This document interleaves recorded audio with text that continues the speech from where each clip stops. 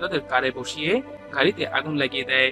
পরে তারা গোপাল মরে গেছে ভেবে সেই ভ্যানকে নিয়ে সেখান থেকে চলে যায়। কিন্তু আমরা দেখতে পাই গোপাল এখনো জীবিত, সে মরেনি। একটা কুকুর এসে যখন গোপালকে চাটতে থাকে তখন তার জ্ঞান ফিরে।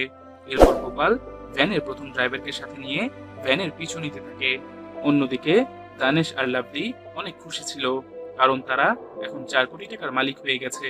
আর ঠিক ওই সময় কেউ একজন দানেশকে গুলি করে, আর এতে তাদের ভ্যান একটা গাছের সাথে গিয়ে ধাক্কা খায়। পরে আমরা দেখতে পাই দানেশকে পাজি গুলি করেছিল। পাজি সেখানে পাম্মিকে সাথে নিয়ে এসেছে। এখন তারা কেন এই সময় এখানে, এটা জানতে হলে আমাদের আবারও ফ্ল্যাশব্যাকে যেতে হবে।